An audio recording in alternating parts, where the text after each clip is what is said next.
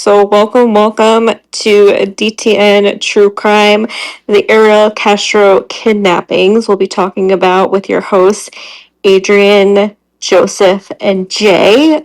So go ahead, Adrian, take it away. Before we begin today's episode, we want to sincerely acknowledge the sensitivity nature of the events we'll discuss. This episode covers difficult topics, including kidnapping, sexual violence, and severe abuse. Listener discretion is strongly advised. Our deepest respect and compassion go out to Michelle Knight, Amanda Berry, and Gina De Jesus and their families. These remarkable survivors endured unimaginable pain, yet displayed extraordinary courage, resilience, and strength. We approach this topic with the intention of raising awareness, honoring their courage, and ensuring their story continues to spark necessary conversations about community safety, accountability, and advocacy. Welcome, everyone. Very excited to have you here. This is a live podcast with audience members. I'm Adrian Barker alongside my co hosts Jay and Joseph. Today, we're examining a deeply disturbing chapter in recent American history, the Ariel Castro kidnappings, often referred to as the Cleveland abductions. To fully understand how these horrific crimes unfolded, we're going to clearly outline a detailed timeline of the events, carefully breaking down each pivotal moment in chronological order. Then we'll move into a deeper discussion about the broader implications of this case: community awareness, systemic failures, armchair psychological analysis, and ultimately, the incredible resilience of these survivors. Let's go through the timeline of events. So our timeline begins on August 23rd, 2002.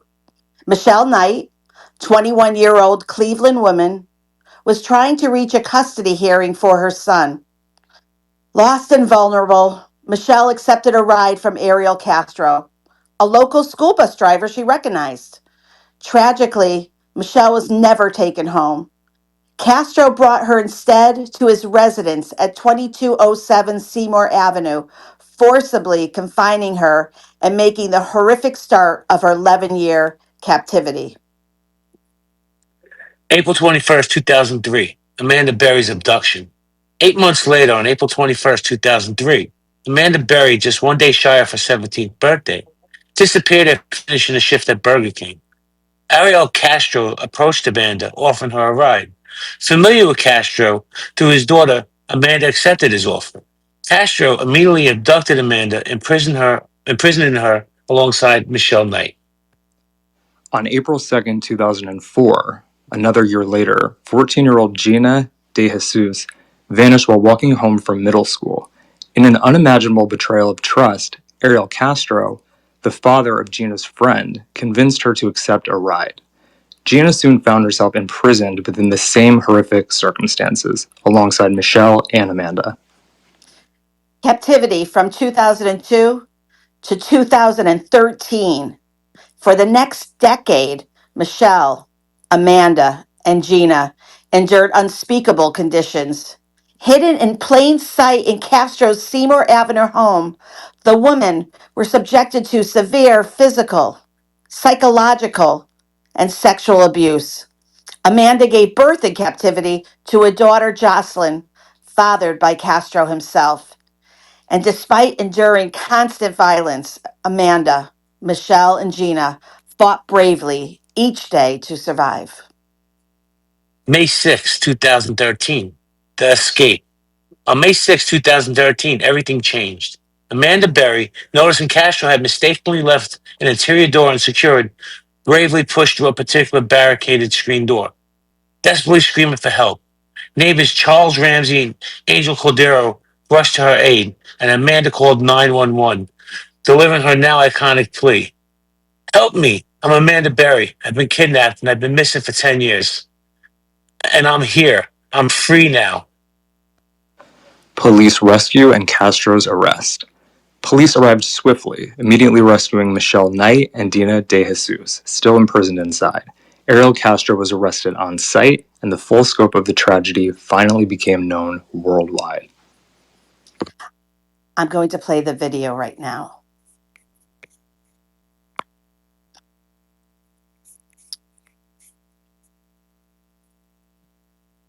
Hey, Charles, let me talk to you. I'm talking with Charles Ramsey. He's a neighbor. Walk me through again what happened this afternoon. You heard screaming. Heard screaming. I meet my McDonald's. I come outside. I see this girl going nuts, trying to get out of her house. So I go on the porch. Okay. I go on the porch, and she says, "Help me get out. I've been in here a long time." So I figured it's a domestic violence dispute. So I open the door, and we can't get in that way because how the door is, it's so much that a body can't fit through, only your hand. So we kick the bottom, and she comes out with the little girl, and she says, "Call 911." My name was Amanda Berry. Did you know who that was when she said that? When she told me, it didn't register until I got the call in 911, and I'm like, I'm calling the 911 for Amanda Berry. I thought this girl was dead. You know what I mean? And she got on the phone, and she said, "Yes, this is me." And the detective, Cook, right here, Detective Gregory Cook says, "Charles, do you know who you rescued?" I said, Now, and when did you see Gina? about 5. Good. So About 5 minutes after the police got here. See, the girl Amanda told the police, "I ain't just the only ones. It's some more girls up in that house." So they went up there, 30, 40 deep, and when they came out was just astonishing because I thought they were gonna come up with nothing. I figured, whoever she was, and like I say, my neighbor, you got some big testicles to pull this off, bro, because we see this dude every day. Every day. How long have you lived here? I've been here a year. Okay. You see where I'm coming from? Right. I barbecue with this dude. We eat ribs and whatnot and listen to salsa music. You see where I'm coming from? Yeah. And you had no indication that there was anything. Not a clue that girl was in that house or anybody else was in there against their will. Because how he is he just comes out to his backyard, plays with the dogs, tinker with his cars and motorcycles, goes back in the house. So he's somebody that you look away because he's not doing nothing but the average stuff. You see what I'm saying? Yeah. There's nothing exciting about him. Well, until the day. What was the reaction on the girls' faces? I can't imagine to see the sunlight, to be around people. I knew something was wrong when a little pretty white girl ran into a black man's arms. Something is wrong here. Dead giveaway. Charles, thank you very much. Dead giveaway. Thank you very much for your time. And either she homeless or she got problems. That's the only reason why she run to a black man. Charles, thank you for being there, man. Charles Ramsey, neighbor, heard the screaming, took action, went and did what he needed to do. The rest is unfolding before us here on Seymour. I'm going to send it back to you. Hey, Charles, let me talk to you. I'm talking.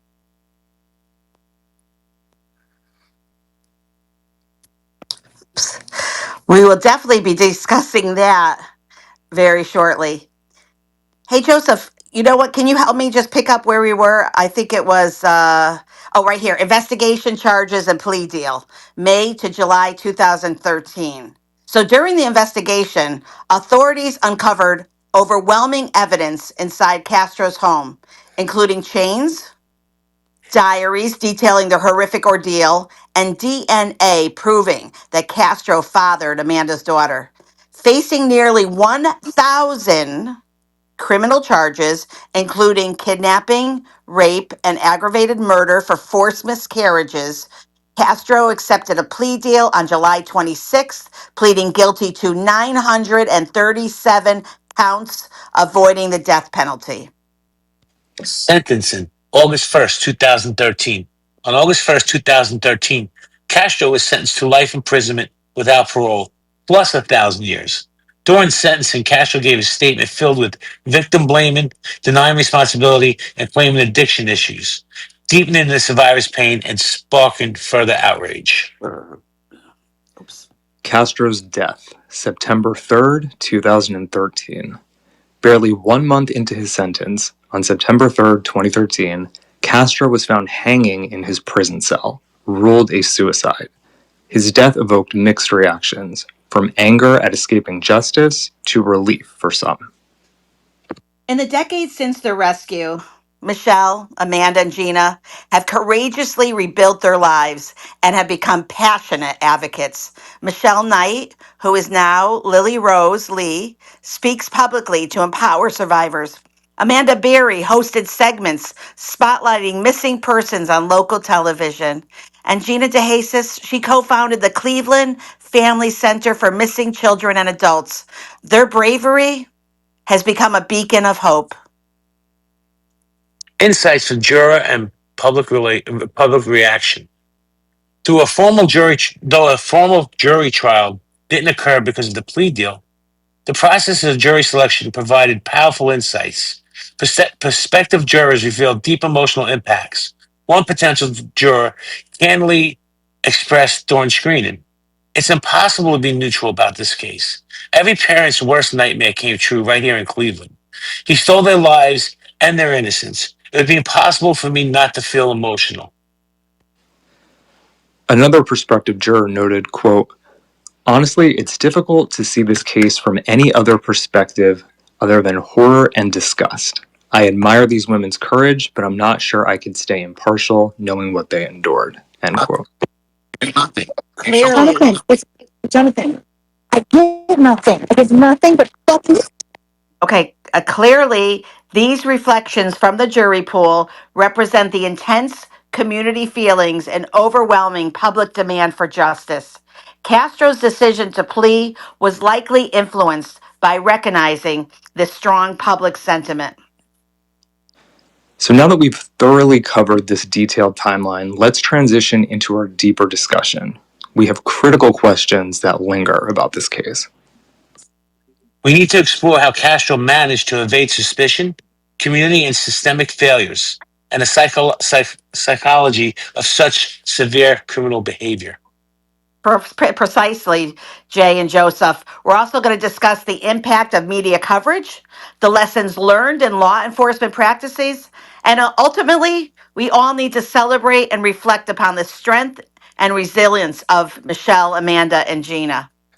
So, as we move into this important discussion, we're going to invite our listeners. If you're listening to this on a podcast, please note we are on Chatter Social and we are live. So, you will be hearing those in the audience that will be sharing their thoughts too, their feelings, their experiences. You may remember exactly where you were when you heard the story. We want you to contribute.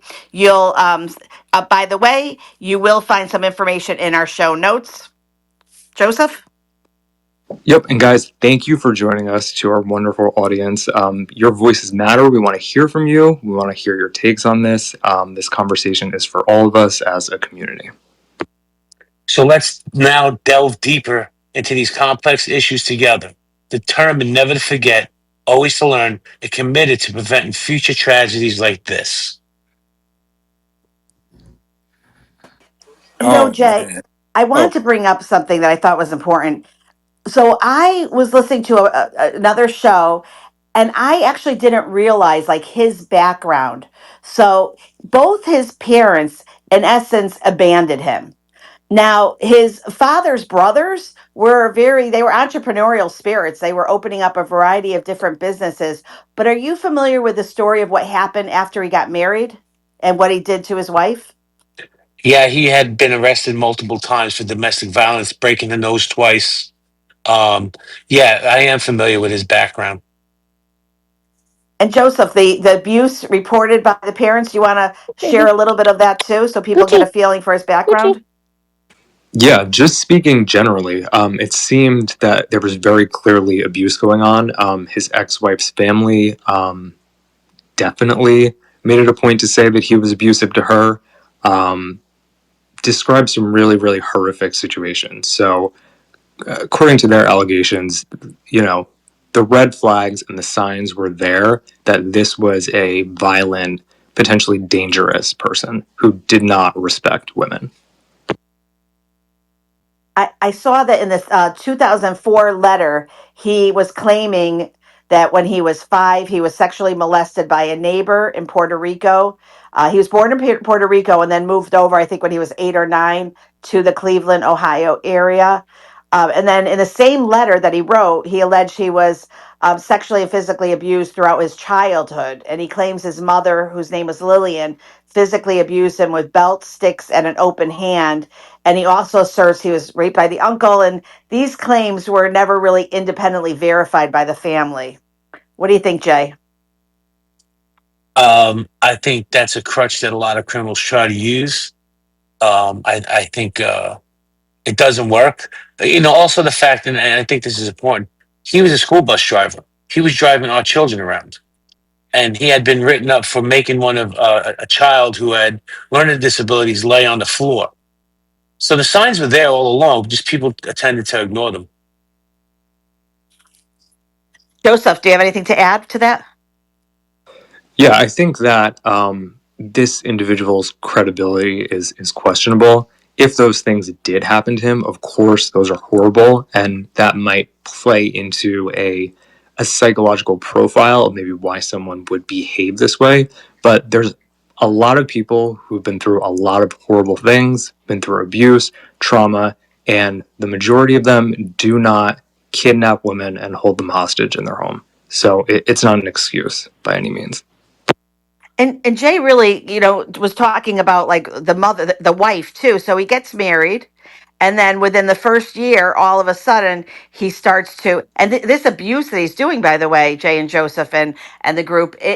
I mean, we're not just talking, he's yelling at her or doing things like that. I mean, he has shattered ribs. He has assaulted her, slammed her head against a wall, washing machines, injured her shoulders. She has gone to the hospital. She also was reporting these attacks to the police. The problem is, in my opinion, is that she was going back to him. On the other hand, she was continually having babies, and she ended up with 4 children. So, and in the 1990s, even relatives described these frequent beatings. He pushed her down chairs, broke her nose, ribs, arms. I mean, this abuse is really freaking traumatic.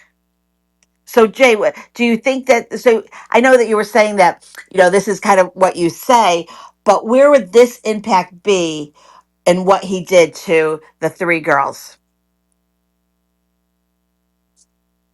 Um, can you clarify that question for me, please? Yeah, I need to clarify it to myself. So, like, did the abuse that he had by his parents, right, and then also the traumatic abuse of being abandoned. Now he gets married and he's abusing his wife. Now she ends up taking off. So maybe that's a piece that we need to talk of. So she actually dies of brain cancer, and now he, if I'm correct, can you go through? I think was he living there, or he had a daughter that was a similar age, correct? Yes. Okay, so share a little bit, you or Joseph, share a little bit about what was going on, because it was very easy for him as a school bus driver to pull over. The girl sees him and says, like we all would be, "Oh, hi, Mr. Astro. Do you want to ride home?" Thinking, okay, this is my girlfriend, my friend's father. Like, who would think at that age that there would be something that would be an issue? It would feel comfortable. So I want you to speak on that, Jay or Joseph.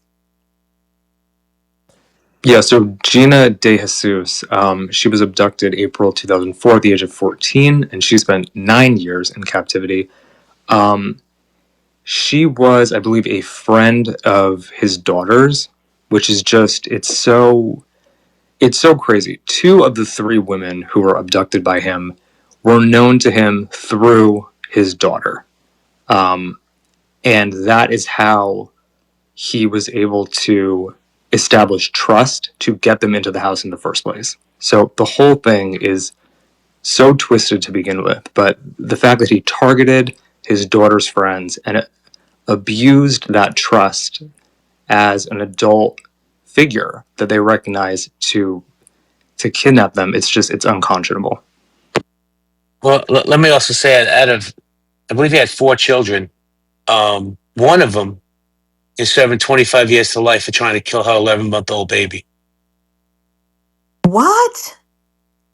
Oh my God, I didn't. Did you know that, Joseph? Yeah, I did see that when I was researching, Wow. which is, yeah, horrible. Wow. Are the two of you ready to open it up to get some questions and answer some questions if we A- can?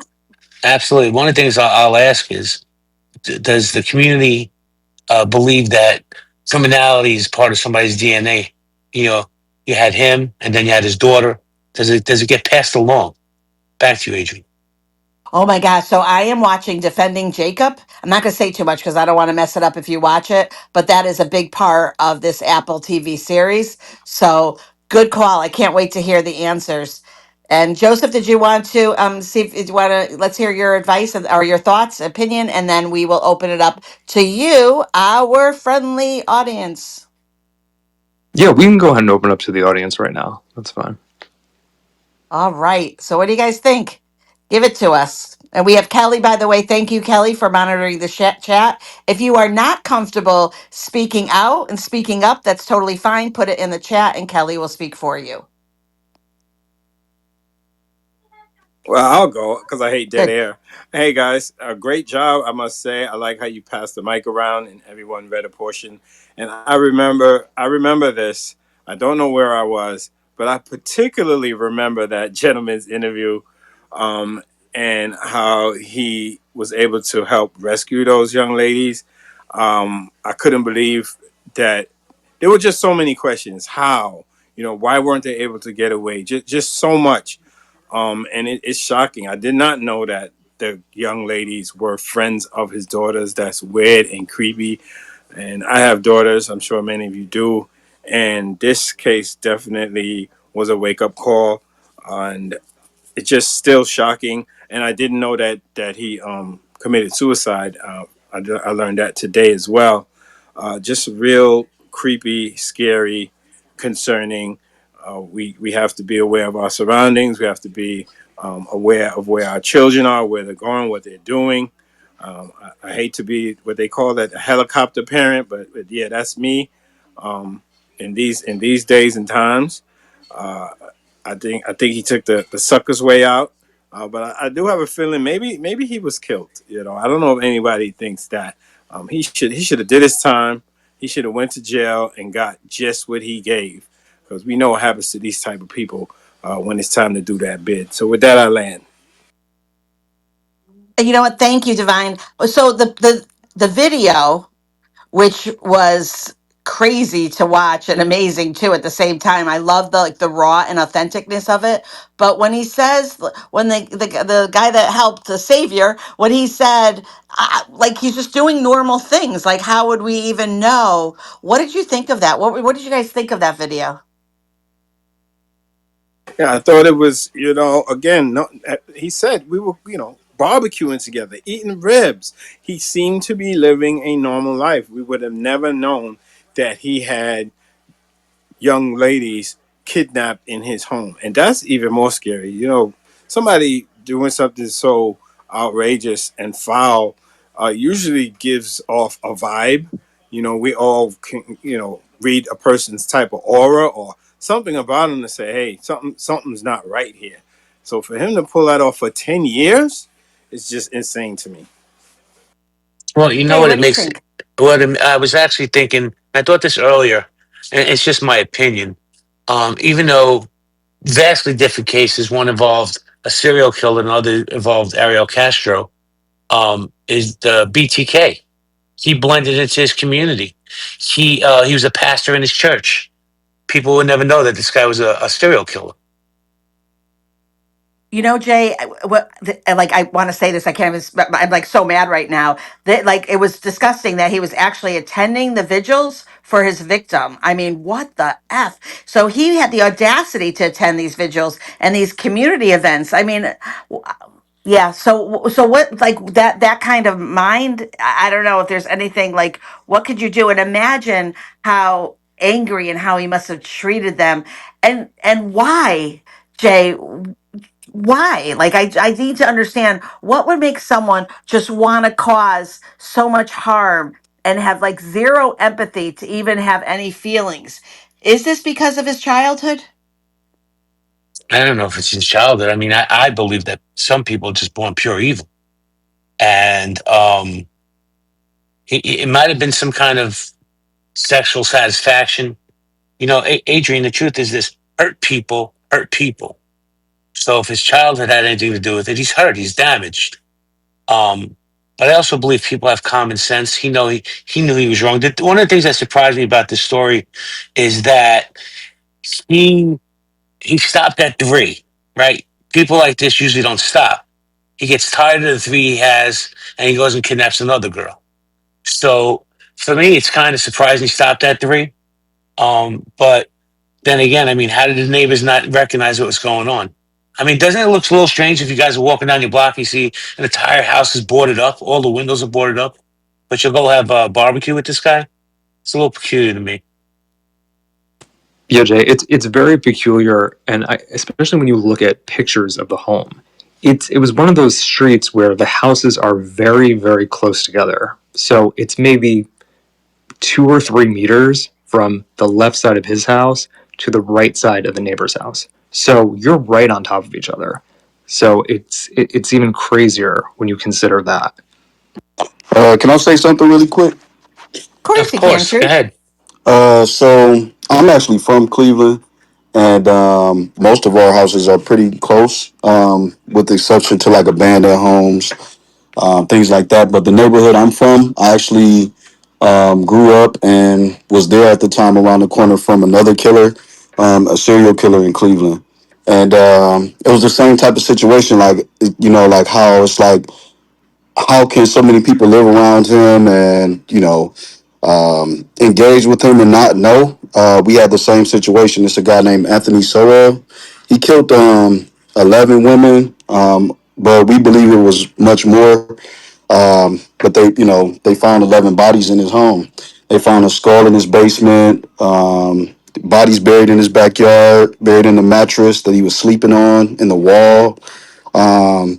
And you could smell the you could smell the rotting bodies, but he lived right next door to a sausage factory. So the sausage factory was fined hundreds of thousands of dollars over years.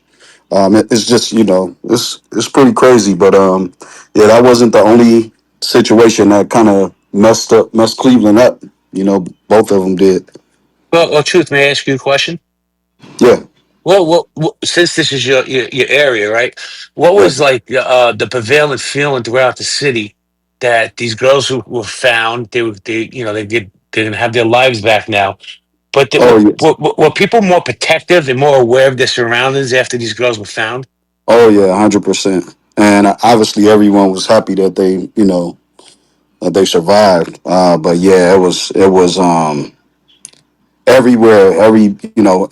Like even with my mom, I was super overprotective of my mom after that happened. I mean, obviously you always think about the women in your life, at nighttime, but it was a lot more, during that time for sure. Well, you could fact check me. I may be wrong on this, but I believe I read somewhere that the house that this happened in has been torn down. Do you know if that's true? Yes, I believe so. I believe both of the homes, the Anthony Sowell and the Ariel Castro homes, I think both of those were tore down. And I I know for definitely sure with think. the Anthony Oh, sorry. Sowell, they tried to put a park over it, and it was just like, we protested so they wouldn't put a park over it because who wants their kids to play, in that area?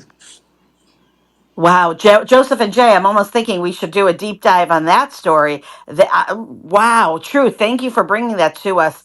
For We'll sure. go back to the Castro story, but definitely, definitely, if you guys think that we should be doing a room on this one too, let us know. If you could just make an emoji or put it fire in the chat, this way we know to add that to the list. And Joseph's got the list. So let's go back. So for like Castro, one of the things that and have you guys read this, that he actually was very perverse. He got pleasure in celebrating like their anniversary of the day they went missing. And I know all this too, by the way, just to say on a side, there was a Lifetime movie. There's a few different movies out about this. And so in the movie, they were just showing, and it is true that he was like letting them watch the TV show and then just saying, see, the world is moving on without you. Nobody is missing you. I mean, that is, someone share that. Adrian, they also America's Most Wanted ran an episode about these missing girls. And also, for those of you who are interested in this story, each one of those young ladies wrote a book. One of them was a New York Times bestseller. They did, yes. They went on with her. They did some amazing things. So, how could a neighbor, or what way can you, how could we ever think that this would happen? So, the boarding of the house. So, what would we do, Jay, Joseph, or anyone? Do we knock on the door and say, hey, why is your house boarded up? What's going on? Or, like, what does that look like? Should code enforcement come around and be like, you need to not have your house boarded up? I want to hear from each of you. Well, it's not Yes. really unique to the area, though. It's a lot of boarded up houses all over Cleveland, so it's not unique. Interesting. Thank you, Truth. That is good to Yeah, know. that makes sense. And they were saying in one of the documentaries I watched that he actually took the closet doors off of the rails and bolted the closet doors over the windows and put a thick sheet of plexiglass in between it. So there was no way for them to even remove that. Also, don't forget, I don't know if we touched on this, those young ladies were chained up. It's not like they had access just to freely walk around. I think he put two of them in one room and one of them in a separate room. So he went to all extremes to keep these girls quiet. He really did. Actually, I think if I remember correctly, maybe it was Michelle that he made her wear a helmet. I mean, the abuse was really horrific that he did to these girls. I Well, mean, it was just Adrian, bad enough. Yeah, go ahead. one of the things that he did do, and he was charged with, was he would beat whoever got pregnant. He would beat them until they lost a child. One had a baby. I Yes, think she but had it in a tub, right? A plastic pool. I don't Yeah, I know think where she had it. Michelle Knight had to help him deliver Barry's baby, correct? I Yeah, think that's Yes. right. Yep. And Michelle was even more depressed because that's one of them that he beat the baby out of because he didn't want her to have his baby. But I think they had that hostage syndrome. I'm not sure of the term for it, but I'm pretty sure they had that. So even if they were able to get away, they probably didn't try hard. Guys, let me ask you a question. His wife and kids. I mean, they went. They grabbed his two brothers initially, and they decided not to charge his two brothers. But there were people that saw men walking around with three naked women on a leash in the backyard. Did you guys see that? And they reported that. no, And I it's did No. not see that. So there was a story uh, in the documentary I watched where I guess his daughter came to stay with him for a little while and he freaked out because usually when he had company over, he would put the women in the basement and that's how he would hide them. So this one time that the daughter came to stay with him, he actually took the women out of the house through the backyard and locked them in a van with windows blacked out. So when he did that, that could be the incident you're referring to, Jonathan. I also know that the baby that he had in captivity, I think her name was Jocelyn. When she got a little older, he would take her out on the street and take her for walks. And people didn't know who this girl was. Who's this little girl with Ariel, right? They're having barbecues, the Miller Lights with this guy. And all of a sudden he pops up every so often with this little girl. Yep, he said it was his granddaughter. So he also rigged his home with makeshift security because I'm sure you're like, wait. So everything that Joseph said, plus just the like little details, alarm clocks wired to the front door, the heavy curtains that Joseph said, the chains. They were kept in squalor, having to use buckets as toilets and really bathing. And he was living comfortably downstairs. I don't think he saw them as human. Am I like that's the point, right? He did not see them as human beings because of just evil. Her what was that saying? I put in the chat, Jay. That was an amazing saying. Her people, her people, her people. It's true. Her people, her people. But, I'm not going to deflect off the conversation, but I'm just going to say something here because people seem to be oblivious to what's going on around them, right? And I say that to say this, and I've said it on other platforms, and I'll say it to the day I die. If you have a kid, go through his or her phone. It's not their phone, it's your phone, you're paying for it. See who they're talking to, keep an eye on them, and keep them safe. 100%. But in this case, I mean, one was trying to go to court so that she could keep the custody of her child or go to the custody hearing. I mean, they literally, the even and they were a little older too, so I think that we really just don't know someone, and he was kind of able, I think that it was passed. So like, I want to ask that question. So there were a couple things, I think Jonathan Bing had mentioned it, and then you had mentioned it, Joseph and Jay, that he was driving the bus, right? So what did the police come to his home at one point? He was about that, there was something that, can you guys, do you remember the story? I don't recall that story, but I do remember that one of the even more twisted things he did was he called one of the victims' family members almost to taunt them and hung up. And the police were able to trace the call to about a 30-block radius, but they weren't actually able to pinpoint close enough to zero in on where they were, because at that time the tracking technology just wasn't where it is today. Well, Wow. I like to ask, if she could talk. Annalise, what do you think about this story?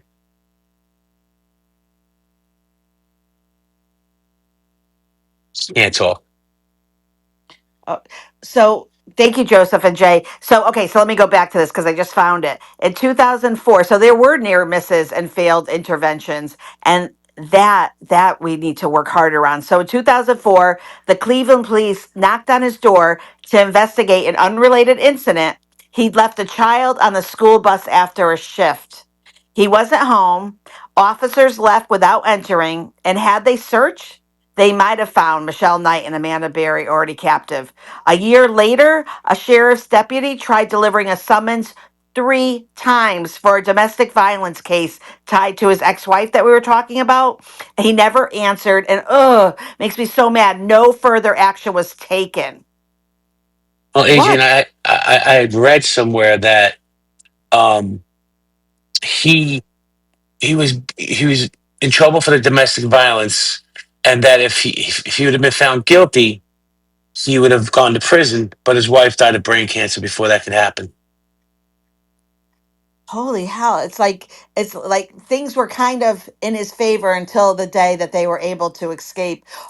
Were you talking about this one now? In 2004, his daughter ain't, so I guess is it Angie that is ended up going to jail for her baby or child? Jay?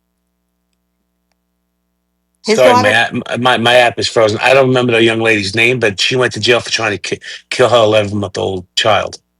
Oh my gosh, someone look that up. So I see right here that the daughter had received, so Castro's daughter received a strange answering machine message. Hopefully, you guys know what an answering machine is, but she received a strange one and it sounded like a woman in distress. And it came from her father's phone number, but she didn't connect it to the crimes until years later, which I can kind of understand that.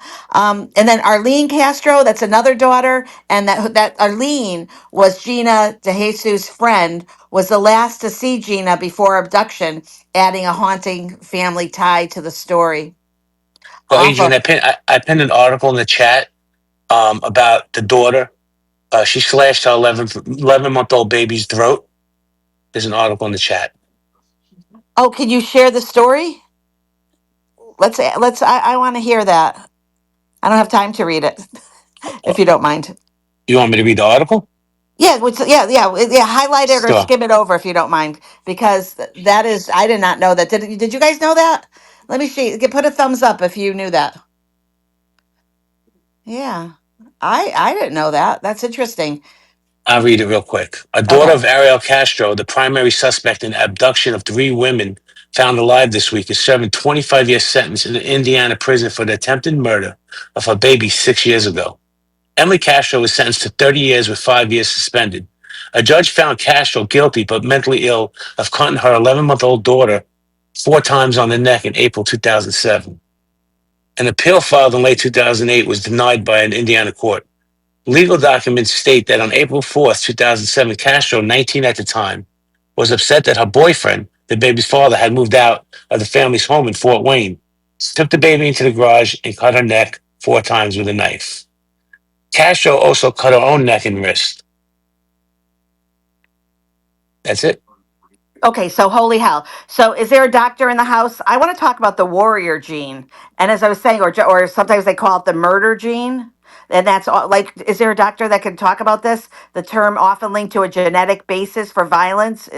So, and it's the MAOA gene. Is there a doctor in the house that could talk about it? And it's a gene that regulates enzyme. I'm reading this because I would have no clue. It regulates enzymes that break down neurotransmitters like serotonin, dopamine, and norepinephrine, which includes mood, aggressive, and impulse. And they could actually test you for that. And so I wonder if that was going on. That's wow. So it looks, and that looks like that would definitely be the three generations: the father, right, and then Castro, and then his daughter. Oh my gosh. So no doctors in the house. Good thing I'm not choking. No. Oh, shoot. Anyone? Nobody knows? Okay. We will move on then on the genetics part of it. So Yeah, I you're a don't know quiet about. group. Oh, Nurse Chair. Nurse Chair. Yes, take it away, Nurse Chair. So I don't know anything about the genetics piece. I would love to elaborate, but I've not heard of that, and I am going to go down that rabbit hole later on. But I did want to share. I sent Joseph a link. There's a video actually of the Good Samaritan who helped Amanda Berry out of the house that day, and I wasn't sure if that had been shared before I jumped on, or if you guys wanted to play that. It's only, I think, 3 minutes long. So we did play it, Okay, then never mind. Apologies. but no, but we appreciate if you put it in the chat, then others can listen to it. You're right. It's fantastic, and it's very sweet too. Yeah, there's a little Video. comedic relief in there for sure. Yeah, definitely, very sweet. I can imagine how he was feeling. So so let's talk a little bit more. Thank you, Nurse Share, because we found the story is just so fascinating, and the truth was, it's giving us some insights because he lives in the Cleveland area, but also what I find fascinating, everyone, is their journey. Like, how would you be after 10 years of this kind of ordeal, right? You could literally just be saved and, get years of therapy and just move to an island and stay away from everyone. But that's not what these girls did.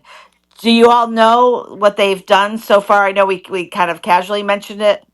Anyone have any insights of where they are today? Yeah, No? so based on some of the interviews I watched, they all seem to be doing quite well considering what they've been through. They all, I'm sure, have been in therapy, and I'm sure have received, medical care, physical and mental medical care afterwards. But they all seem to be doing well enough that they are functioning and moving forward with their lives, which says a lot. Because to put it in perspective, just a reminder, I mean, Michelle Knight was in captivity for 11 years. Amanda Berry, 10 years. Gina De Jesus, 9 years. I mean, that's crazy. Well, I believe Mr. Jesus has started a nonprofit for families of missing children. Yep. Yep. And I always found Michelle Knight very fascinating. And I love that she changed her name so that she could reclaim her identity, Lily Rose Lee. And I love that she's now an advocate, a motivational speaker, traveling nationwide, inspiring other trauma survivors. Oh, and by the way, just so we have this in the notes, her two best selling memoirs in 2014, she wrote Finding Me, A Decade of Darkness, A Life Reclaimed. And then in 2018, she wrote Life After Darkness, Finding Healing and Happiness. And she married in 2016, finding love and stability. And you can find her on social media, promoting resilience and mental health awareness. Wow, wow. I want to ask, maybe the panel, I would like to ask, what was the trial like? Was there a trial? In cases like this, you would think you didn't need to go to trial, just go straight to jail. But do you have any insight on that part of it? There was no trial. There was a plea. Okay. There was Okay. a plea. There was a plea deal where he got sentenced to over 1,000 years. Wow. Okay. Thank you. Yeah, Good and question. that plea deal helped him avoid the death penalty. Yeah. Also, do you think that helped Joseph and Jay and the group? Do you think it helped for them to receive some money? Because I'm wondering if they did receive some compensation, as they should, as they deserve. I mean, it will never be enough, but I think that there was a gift in his not going to trial, so that nobody had to, say everything out loud and have that trial, which could have been awful. And what if he got away and was like Casey Anthony, declared innocent of some of the crimes? So, do you know, Jay or Joseph, what the compensation was? I don't Yeah, know about so the time. Go ahead, Joseph. Sorry. no, so yeah, they did receive some compensation. The Ohio state of Ohio established legislation, the Survivors of Abduction Act. In 2013, the Ohio House of Representatives introduced the Michelle Knight, Amanda Berry, and Gina De Jesus Survivors of Abduction Act. The bill, which passed in 2014, aimed to provide financial support to survivors of long-term abductions.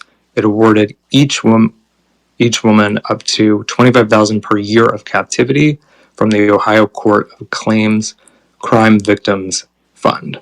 They were also given free tuition to state colleges and a potential Medicaid waiver for lifetime medical care. So that is one positive thing that evolved out of this tragedy, is that this legislation was enacted to give some compensation to victims who suffer similar situations. Yeah, it doesn't Yeah, sound like enough. Go ahead, Jay. I was just going to say it's definitely not enough. Think about it: 10 years in captivity for $250,000. It's not worth it. But I also know that I read that the Cleveland Police Department openly admitted that they stopped looking for Mr. Jesus after 15 months. They didn't investigate after 15 months. They just gave up on him. So to me, that they should definitely get more compensation. So they were awarded roughly $1 million collectively from a fund that was created by the Cleveland Courage Fund, a community-driven initiative to help them rebuild their lives. Thank God for funds like this in the community. If you're asked to give, give. Look at how that really helped them. They definitely, 25,000 for the years. It should be 25,000 for the rest of their life. But also they demolished the house, as we said, and then the proceeds were about 22,000 were also a clear, if that it feels so little, $22,000 that went directly to the victims. We don't really know if that was unclear. So good insights, very good insights. Love to hear more from the group. So who has any information they want to share, thoughts? Do you think that you know what your neighbors are doing? Let's discuss this. So actually, I have a question then. If Castro didn't die in 2013, what do you think would have revealed about his motives? Let's talk about his motives. I don't even know why we're not talking about his motives. I know you mentioned, Jay, that he didn't take, he stopped at 3, thank God. Would he have continued? Like, what did that look like too? So, what would have happened if we could actually understand his motives? What would that look like? I don't know about the motives. I have to think on that. But I can tell you right now, Adrian, he had no choice but to kill himself because he was going to live the rest of his life in that little 8 by 12 square, that little cage, and he was going to be tortured by other inmates. So I'm not surprised that he took the cowardly way out. Yeah, I agree. I agree. Joe? Joseph?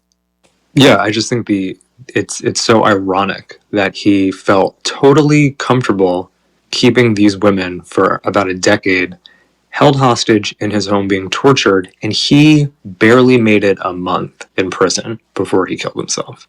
It's Oh, it's crazy. that's amazing. I didn't even think about that. That is a good point. What? All right, so let me ask this question. What if it happened today? Okay, now, do most homes have a ring camera? Some DNA tracing? Would the police have been able to find with the cameras that he gave them a ride? Like what would that look like, do you think, if it was happened today and not back? over how many years ago was that? I So think Adrian, nowadays with cameras everywhere on buildings, on street lights, wherever you go, you're being watched, right? There's cameras everywhere. I don't think he would have made it past the first girl. I agree. Joseph? Yeah, I totally agree. I think nowadays with ring cameras, cell phone tracking, Fitbits, Teslas with cameras all around them, I think it would be a lot more difficult to A, get away with this crime in the first place, but B, get along with it for as long as he did. I think it would just be a matter of time before they got the right data, pulled the right footage, and zeroed in on him. And also don't forget when somebody goes missing nowadays, Adrian, we didn't have this, 10, 15 years ago. We had the Nextel Direct beep beep phones. But nowadays, every phone is you just track the phone, you find the girl. So true. I mean, I still have a BlackBerry, but very, very true. It is so. Truth, are you still here? And if you are, can you Yes, unmic? I'm here. So, Yes, I'm Truth, here.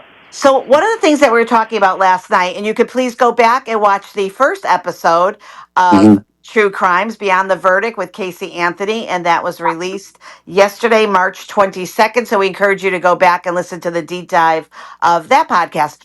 But okay, Hmm. so Truth, one of the things that we were talking about last night was the neighbors and how I, like personally, I knew George and Cindy, so I felt horrible that the neighbors had to deal with all of this. Do you know where the big trucks was a lot of a tent where people just constantly in front of the house, driving down the street, constantly on the news. What did that look like?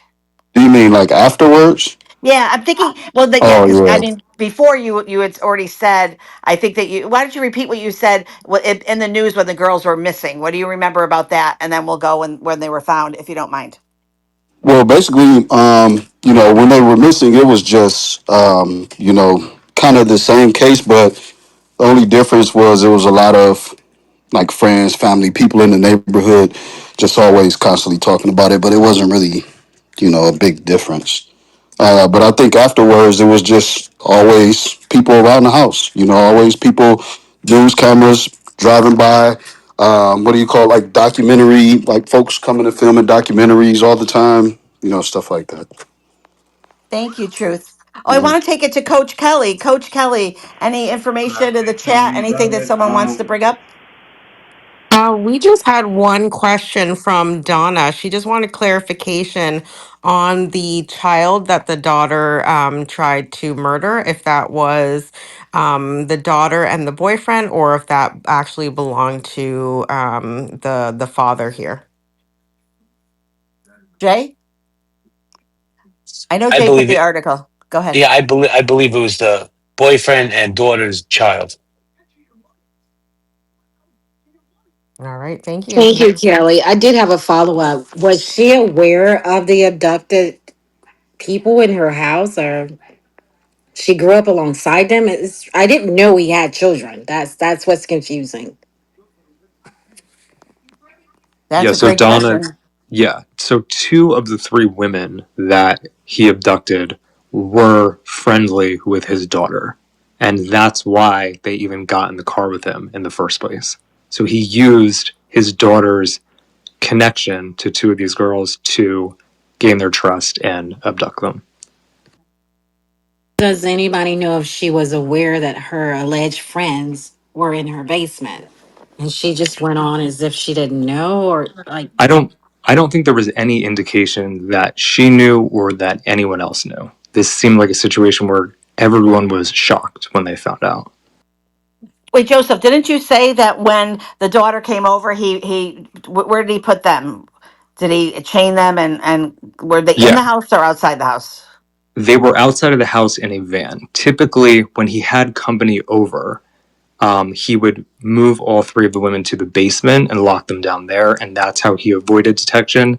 But one time his daughter was staying with him, I guess overnight, and that had not happened before. So instead of putting them in the basement, he moved them into his van, because of course he owns a van, that makes sense, into a van in his driveway with the windows blocked out and chained them in there. Donna, any other questions? No, I gotta. I just suspect that she had some suspicion or some knowledge, and I could be wrong, but I don't know. Maybe she had some guilt, and this is how it's playing out. But she's also being punished for a different crime. Interesting. So I'm not 100% sure, Donna, if it's the same daughter. I guess I'm a little confused with that piece too. The one because I just had heard tonight. This is real, by the way. This is not like all scripted, and we all know so much. We're counting on you guys in the audience to share too. So I'm glad Jay brought this up. None of us know everything, but Jay, can we do it one more time so we can understand clearly? So the name of the daughter that ended up killing her own child. Yes, what about it? What is her name? I gotta look that up now. Yeah, Give me a let's look second. at. Would you mind? Because that's where I just think that we understand in our head, what that looked like. Her name was Emily Castro. So she was Emily. Interesting. And I just read that the child that was slashed by the throat is alive. So she did not kill the Wow. child.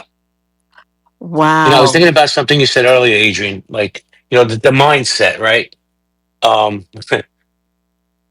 I think a guy like Castro, he didn't see them as human. He saw them as trophies. And that's why he was doing what he was doing. He was a sociopath. He had no conscience. He didn't care. Psychopath. One of the things I think about with this case is how much longer would it have been until he crossed the line and he killed him? Right. Yeah, and it's interesting that you say that, Jay, because actually, one of the women, I believe it was Michelle Knight, when she finally was freed, they, of course, took them to the hospital for medical care. And she had some type of a severe infection, and they were giving her antibiotics, and she wasn't responding to them. So they actually told her that she might only have a couple days to live because her infection had gone so far beyond the point of being treated with conventional antibiotics that they didn't think she was going to survive. So fortunately, I think she said they put her on 14 different medications, and she did overcome that, and she is healthy now. But it's miraculous that she and the other women got found when they did, because had it been a few more days, she may have died. Absolutely. And I'll tell you this, something that I haven't heard us bring up yet was when the police finally went in and saved these two other girls, included in the mountain of evidence, besides, firsthand victim testimony, they found diaries. He allowed them to keep diaries, and they were very detailed diaries. So he had no choice but to take that plea deal. Wow. By the way, welcome to Debate the News True Crime. Today we're talking about the Ariel Castro kidnapping with your hosts. I'm Adrian Barker. We've got Joseph with a lovely last name. Joseph, say your name. And we've got Jay. So, Joseph and Jay, do you mind just introducing yourself as, the co-host so we know a little bit about you? I'll go after Joseph. Yeah, so I am Joseph Labasco. I am a big fan of true crime. I listen to a lot of true crime podcasts, and I find all these cases just fascinating. So I think it's interesting to talk about them. In the future, I'd like to bring up some cases that maybe don't get a ton of press coverage that people haven't heard of, and bring some attention to that. So I really enjoy this, and it's a lot of fun. I Thank you, just say Joseph. something, you don't mind. Y'all talking about Oh, Ohio, right? let's, if someone could just, thank you. Jay, I can't wait. I want everyone to know who you are too. Well, most of you know me as the former Catch a Con on another app. Um, Ran the streets hardcore criminal growing up. Did 5 years in prison, changed my life, changed my mindset, changed my heart. And I am a true crime, I guess, aficionado. I don't know the right word. And I think I give a different perspective. I was having this conversation with somebody who was in the room earlier from yesterday's conversation. I was having a conversation with them offline. And I said, this is a genre that will never go away. People are fascinated with true crime, why people do the things they do. And I look forward to building out this brand. I think it's a great genre, and hopefully we can help people bring awareness to what's going on around them. I agree. I agree. When I was a little girl, I liked reading the stories and the books. So, yes, I am where I should be delivering the true crime stories. I have a question now, just to go back to this. So, like I get what you were saying that he had, that he ended up killing himself and that he didn't have to do trial. And I said, that's good that he didn't have to go to trial. But was it good? Did he rob the victims and did he rob the society? Did he rob all of us of true closure, of really trying to understand who he was, which probably would have come out during a trial? Love to hear from you, Joseph and Jay, and then anyone else that wants to contribute. I think closure starts with you. You have to you have to find a way to find closure, right? Um, I don't think any way this case would have been adjudicated would ever brought those young ladies total closure. But I think they're probably glad that he's dead and they don't have to worry about this guy anymore. But how do they heal the psychological wounds? I mean, they spent a decade in captivity. You know, people have to learn to forgive themselves before they forgive somebody else. Yeah, Jay, and Michelle Knight specifically, I heard give an interview where she said that she had complex feelings about his death and hearing that he had killed himself. She said that ultimately she has forgiven him and she's choosing to move forward with her life. She said something to the effect of, "He's in my past and he's staying in my past." I'm not sure about Amanda Berry or Dina De Jesus's perspectives on it, but Michelle Knight, was able to move forward after that. Anyone else want to contribute your thoughts? Excuse me, it's Cindy. I've got a question. Would Oh, two, we're you all said ears. you you said two of the girls were her friends, right? The daughter's friends. I Yeah, think I don't know if they were close friends, but they were friendly with the daughter enough that the girls recognized the father. So you would think when they're investigating this, they would have found something common between a friend. Okay, I am me, and I have you as a friend, and Danielle as a friend, and you two go missing, and you both tie in as a friend to me. How did the police not put that triangle together a bit? Well, like I said earlier, Cindy, the Cleveland Police Department gave up looking for Gina De Jesus after 15 months. Her case was just put on the top of other cases and forgotten. Um, there's no justification for how this case was handled. Cindy, you're bringing up, it really is one of the most perplexing and frustrating aspects of this story. So I'm glad you asked that question. And I think it's a good one for us to talk about. What do you think, Cindy? I just don't understand how the police don't start to put a triangle together. I've got a friend here. She's got two missing friends or acquaintances, but somehow they do tie into her. Why wasn't there's, did anybody ask any questions? Was she ever questioned where there was a common person that was friendly or associated with these two girls? Like, okay, if I have two friends that are missing or two acquaintances of mine, how are the pieces not coming together? How do I have two friends that are MIA? Well, Cindy, My, listen, I agree with you, but sorry if whoever was trying to talk, but every year in America, 600,000 people go missing. 600,000. The police Oh, just don't have the resources or the manpower to follow all of them. that's what I was just going to say, Jay. Like, the city of Cleveland is a crime capital. It's like top five in the crimes every year.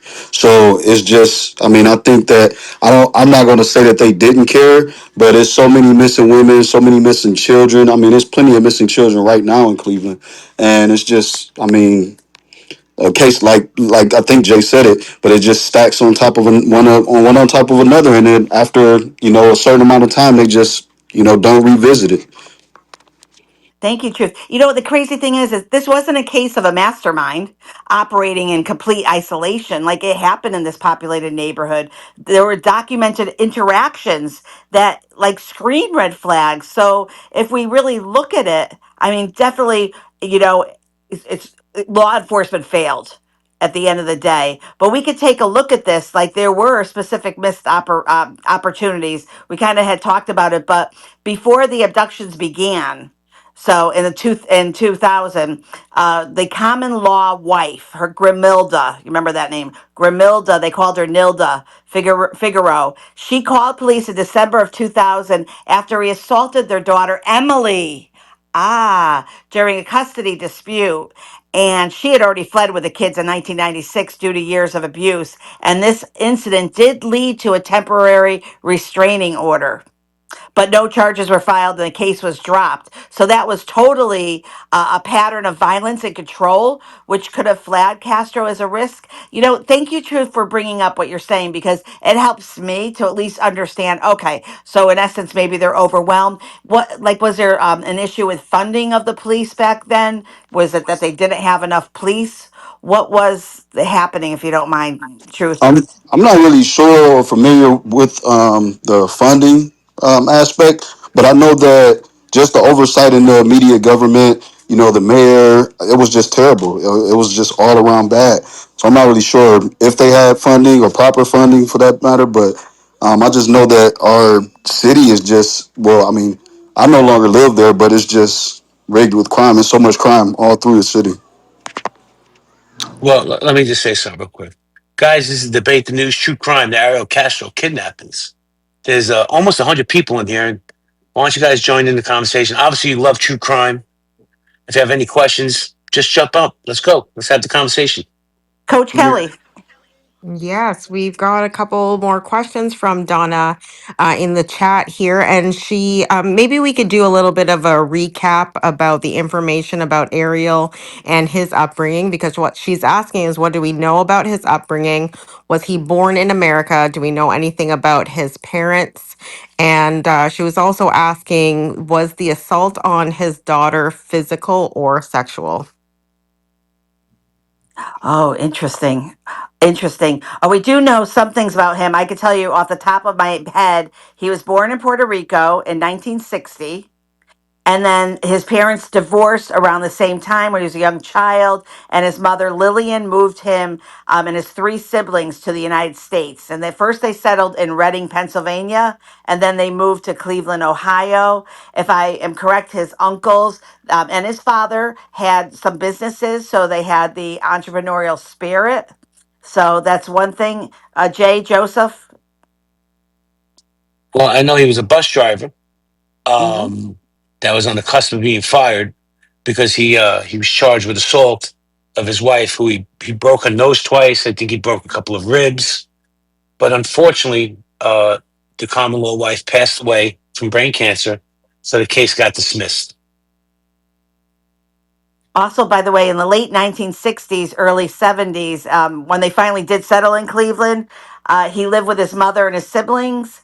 And they do say there's suggestion of a strained household, but specifics about ongoing abuse at this point in time are limited. And his parents separated. His mother moved to the U.S., effectively left him with her while his father absent. So there's talk of abandonment issues, trauma that way. Coach Kelly, Well, did he answer Donna's Adrian, question? Go ahead, Jay. I, I have a question for you and for everybody, actually, but I'm going to ask you first. I already said who I am and where I came from, right? So I look at the world a little differently. I see most people in here as civilians, and that's good. That's great. You know, we need normal people in this world. But what's the draw for everybody in here to true crime? Like, why are these stories so compelling to people? I'm just curious. Ooh, okay. And I think you said that I could answer it first. So this is so interesting to me. I'm kind of a self-proclaimed, goody two shoes. I like to do things right. I like to do the right thing. But maybe there's a piece of me that has always been fascinated by drama and by what happens to other people. I think by hearing these stories, because in all honesty, have I ever felt like I don't want to hear another story? And I remember feeling this when I was 13. I was getting bat mitzvahed, and I had to give an essay about the Holocaust. And I remember thinking, I can't do this, and it's so hard to read everything, and it was so tough. But then something just came in my head, like if I learn about it and understand about it, I could maybe in the future help someone about it. And if someone could go through something, then I could sure as hell listen to them and understand their story in a respectful manner. So to me, it's wanting to just understand more about and I never thought hurt people. I mean, that's amazing. And thank you for sharing that with me. But, evil and people, and then, like the whole mind and all of that. So there's just a really strong fascination. And I really appreciate your asking me that question. I want to hear Joseph now. Yeah, I think I never used to be into true crime, and I think it was during COVID when we were all locked down and stuck inside that I feel like I started running out of things to watch. And I started on true crime docuseries, and I just got hooked. I just found them so interesting, just from the perspective of how crazy it is. Some of the things that people do, it just blows my mind. It's impossible for me to get inside the head of some of these criminals that do these horrific things. So it's almost just so foreign to me that in hearing about these stories and these true crime cases, it's just very interesting to me. I would love to hear from some of you in the audience. Well, you're right. We have a nice crowd in here, and love to understand too. Why are you here in the room tonight? What is your fascination? I have a bit of a different take. I'm not fascinated by it. I want to know about it so I can protect my own. That's the only reason why I follow any of this, because if we're made more aware of these things, we get more protective with our kids, right? But then we can teach our kids, look, you got to watch behind you. There's boogeymen everywhere, right? Just because you might live in a rich neighborhood doesn't mean this doesn't happen. You might shop at a mall, and think, oh, this won't happen around here. So for me, it's about knowledge, only knowledge. I but it love that, makes Cindy. but it makes me paranoid too, right? So if I listen to too much of it, just me personally, it just makes me more paranoid and more, oh my God, this can happen.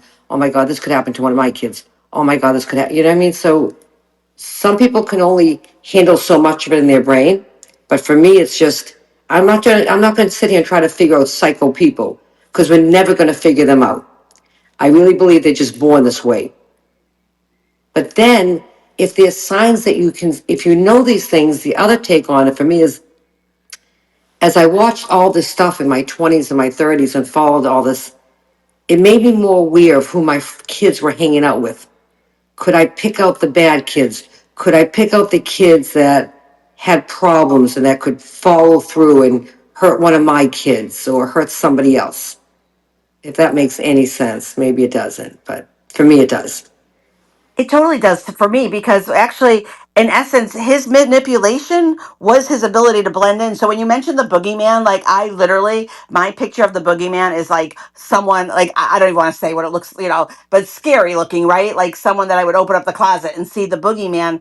But he really wasn't like the boogeyman, because he blended in and he was able to deflect the suspicion, which brought him the time, which I think is so fascinating in these true crimes, is that they look like any of us. I mean, even sexual predators. And actually, even when you're talking in the school system, talking to a child, those pictures, we have to change that vision, because it could actually be anyone. I used to, don't judge me on this one, but we would look at mugshots sometimes, and look at the mugshots, and I would do mugshots with my daughter so she could see that these are people, men and women, that you could be shopping with. And I always say, like, I like to talk to people in line, right? I like to talk to people in elevators. I just like to talk to people. I don't know, I may have talked to so many murderers in my lifetime, because we have no idea. So I love that you're going in with the kind of learning and understanding, and teaching part of it. I think many of us do that too. Anyone else want to kind of chime in to share your Well, I'll thoughts? jump. I'll jump in real quick. So, Cindy, um, here's the problem, and it's just my opinion. Do we really learn? And I'm not talking about this room. I'm just talking about society in general. And I'll give you an example. How many mass shootings has there been since Sandy Hook? And let me tell you something. When Sandy Hook happened, that was the only time while I was incarcerated where an entire prison you could hear a pin drop. I saw murderers crying over that. But as society, are we really paying attention to what's going on around us, or only do we pay attention when it comes to our door?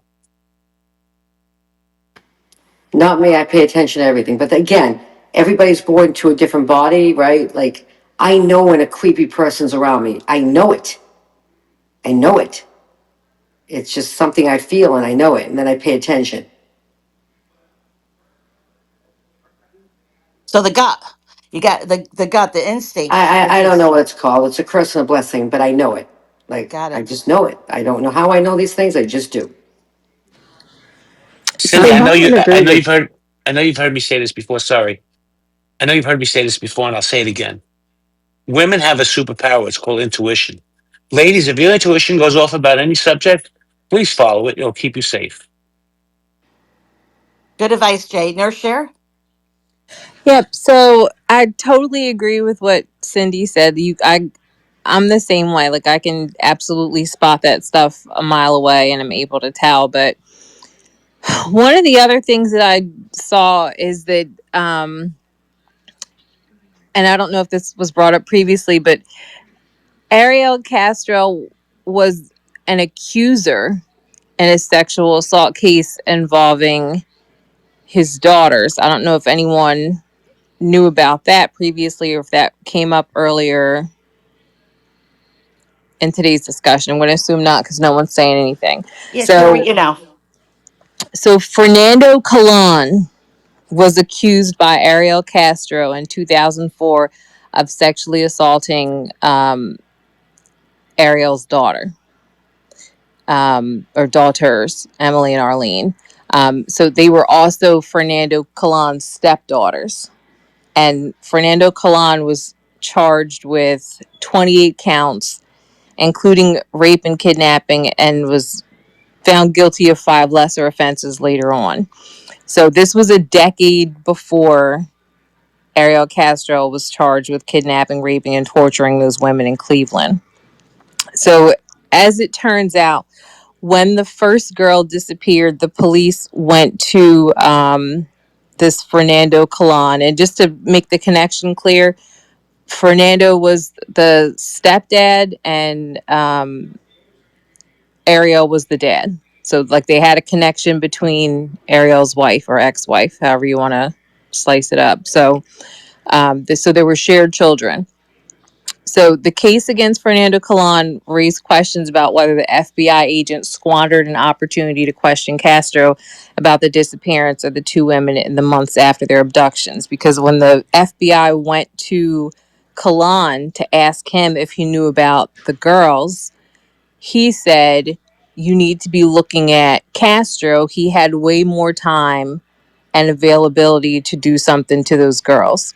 So, and just to give more backstory about the day that De Jesus disappeared, she was at the mall with her friend, wanted to have a sleepover, went to her dad to ask for permission, the dad being Fernando Colon, and he said no.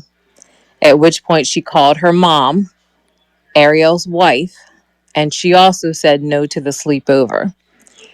And on that day, the police are saying that Kalan was the last adult to see De Jesus before she disappeared. But De Jesus said, of course, years later when she got free, that Ariel was at the mall that day as well and asked her if she needed a ride. Shortly after the girls had separated and figured out they weren't going to have a sleepover and went to go home, he came back and asked her if she needed a ride. And that's how it started. So there was a lot of connection here, and I just feel like a lot of things were missed. And then when the FBI was asked about that later on, they said they had no record of Kalan ever bringing up that they needed to be asking Ariel Castro about anything. But I don't see how they wouldn't ask, because he's stepfather. Like I just don't get it. I don't get it. I think a lot of balls were dropped here, and to Cindy's point, these girls were closer than, like, it wasn't like they just knew each other. Like, they were very close. Well, Yeah, thank you for that. absolutely. And I'm when you sorry, combine Joseph. that, no, absolutely. Cindy's point and your point, especially when combined with the fact that they traced that cell phone signal to within a 30-block radius, those things to me should have been enough for them to zero in at least a little bit closer to him. Well, let me say something that maybe some of you are aware, maybe you're not. There's a certain segment of society that when it comes to crime seems to slip through the crack. Poor, minorities, stuff like that. The police are not taking it seriously, but the truth is they slip through the crack. It's a horrible thing.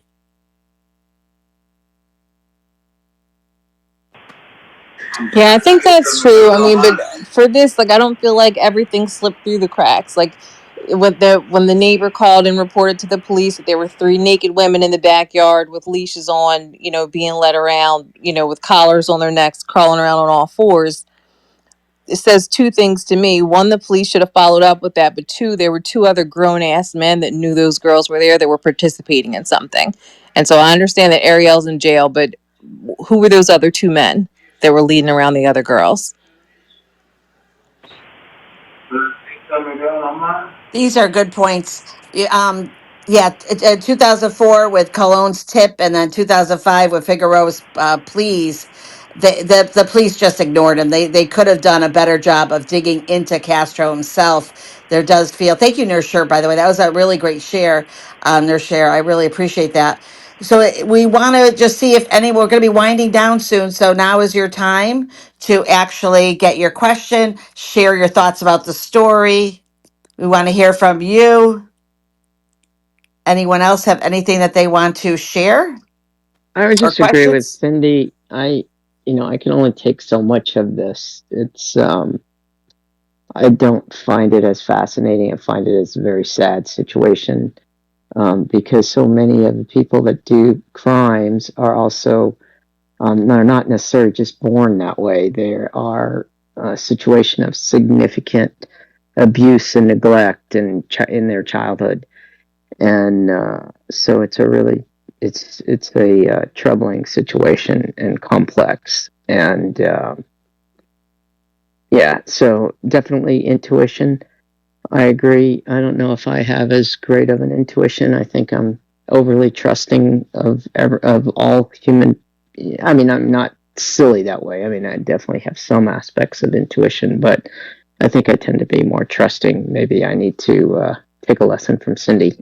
Back to you. Trust nobody. Nurse Share, I would like to ask you if you wouldn't mind if maybe we could have you do a little digging on the warrior gene and bring it back to us. We'll probably have another case that'll be similar, but either way, I think I would like to know a little bit more about what that looks like. They call it the murder gene or the violence gene, and what that looks like, and if that is something that hereditary could be in someone's family. So would you mind, Yeah, Nurse Share? absolutely. I'll look that up. And then just for this case specifically, in terms of motive, I don't know that there was a clear cut motive. I think this was, in my opinion, I think it was just a case of someone who has sexual deviance tendencies or sexually deviant tendencies, that went unchecked, and a violent nature about them, demonstrated by the charges from the ex wife. Yeah, it's just sad. It's horrific. Really appreciate your contribution and Cindy's contribution. Truth, thank you so much. Hillary, I see Hillary. Take it away, Hillary. Just final comment. Our Jay and I have had this conversation many, many, many times, and that is people when it escalates to this point, it's been happening. It's been happening. The problem is that we don't listen. People don't listen to children when they talk, when they say things, when they point out things like this. They don't listen. Nobody just goes straight up to this point. There was a lot of signs that had to happen beforehand. Listen. When somebody tells you that they've been a victim or that they've been uncomfortable or that something's happened, people are scared. Victims are scared to talk because nobody wants to be told you're a liar. You're exaggerating. That didn't happen. It's all in your head. Nobody wants to hear that. Nobody wants to hear, well, it's your fault. So when somebody talks to you about something like this, listen. You don't need intuition. You need to listen. I agree, and I'm also a firm believer in, like, with my kids, I have two older daughters. One is 18 and one is 13, and I constantly try to have open dialogue with them. I just ask them questions. I make sure that they feel comfortable with telling me anything. It's a no judgment zone with me, so they won't feel like, oh, I don't believe them. They know that I'm gonna be there to protect them, and I'm gonna believe them first over everybody. So I think that's important too when you're raising kids. Thank you, Truth. Hillary, thank you. You both contributed so well. I want to take a second to remind you, please, to follow Jonathan Bing, follow Danielle, follow your hosts. I'm Adrian Barker, follow Jay, follow everyone, and follow Joseph. But and follow Cindy, follow Yvonne, follow your hosts though, so that when the room comes in, we can make sure that we're pinging you into the room. And thank you so much. So, do you want to say some final words, Joseph and Jay? Yeah, sure. Thank you, everyone, for joining us for this DTN True Crime Edition. Reflecting on everything we've discussed today, what truly stands out to me is the extraordinary bravery and spirit of these three survivors. Michelle, Amanda, and Gina turned unimaginable pain into lasting hope and meaningful change. So let's commit to honoring their legacy by creating communities where stories like theirs become a part of history we never allow to repeat itself. That's beautiful, Joseph. Thank you, Jay. Thank you. It was a pleasure being here tonight. Thank you everybody for accepting me in. Miss Kelly, thank you for doing the heavy lifting in the chat so we could focus on the conversation. I'll say something I always say. If you see something, you hear something, say something. Thank you guys. Thank you, Jay. It's an honor to be hosting with you and Joseph. So, as we conclude today's important conversation, my heart remains with Michelle Knight, Amanda Berry, Gina DeJesus. Their courage to not only survive, but to thrive, to teach, to advocate is a profound reminder of human resilience. Let's honor their journey by being vigilant, compassionate, and proactive in our community. Thank you all for joining us today. This was DTN True Crime, the Ariel Castro kidnappings. Please take care of yourselves and take care of each other. And we hope we'll see you again on the next edition. Thank you.